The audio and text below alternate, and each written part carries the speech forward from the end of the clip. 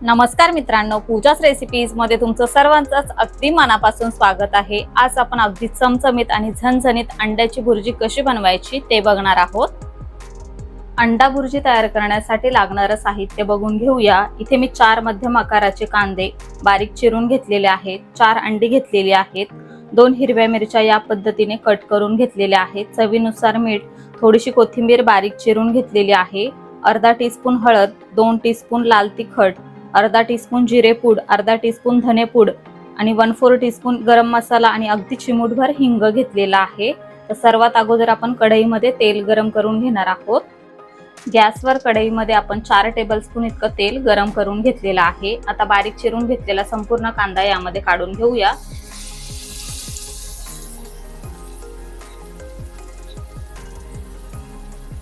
आता कांदा लवकर शिजावा यासाठी आपण यामध्ये थोडंसं मीठ काढून घेणार आहोत।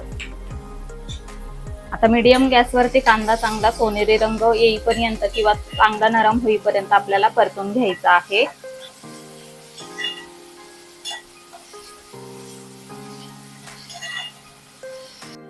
कांदा इथे चांगला नरम होईपर्यंत आणि हलका सोनेरी रंग येईपर्यंत आपण परतून घेतलेला आहे। यामध्येच आता आपण हिरव्या मिरच्या काढून घेणार आहोत। सोबतच आपण जे मसाले घेतलेले आहेत ते संपूर्ण मसाले काढून घेऊया आणि चवीनुसार मीठ सुद्धा। हे बघा, हे सर्व चांगलं आपल्याला मिक्स करून घ्यायचं आहे। गॅस इथे आपण बारीक करून घेतलेला आहे। सर्व मसाले आपल्याला कांद्यासोबत चांगले मिक्स करून परतून घ्यायचे आहेत। हे बघा, मसाले आपण चांगले मिक्स करून परतून घेतलेले आहेत। आता आपण जी अंडी घेतली होती ती फोडून आपल्याला यामध्ये काढून घ्यायची आहेत। तर मी अगोदरच 4 पण अंडी फोडून घेतलेली आहेत। आता आपण ही यामध्ये काढून घेणार आहोत। हे बघा, आता आपण चांगलं मिक्स करून घेऊया।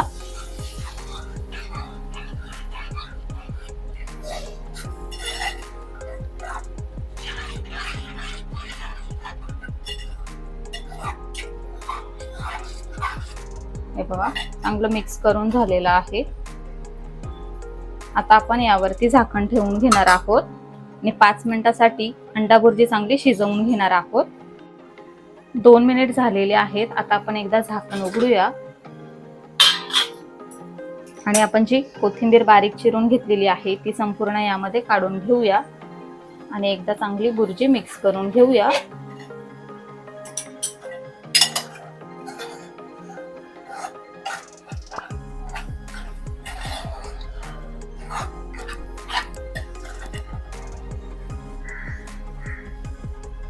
हे बघा, आता पुन्हा आपण झाकण ठेवून एक 2 ते 3 मिनिटाची वाफ काढून घेणार आहोत।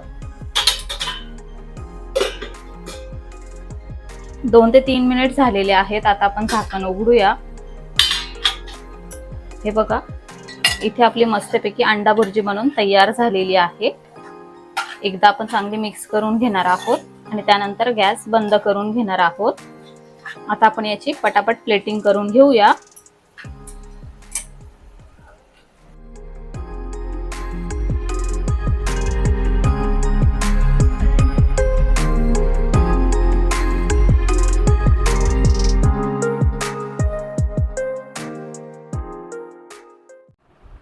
तर अशा प्रकारे इथे आपली झणझणीत आणि चमचमीत अंड्याची भुर्जी बनून तयार झालेली आहे। ही तुम्ही पावासोबत, चपातीसोबत किंवा वरण भातासोबत खाऊ शकता।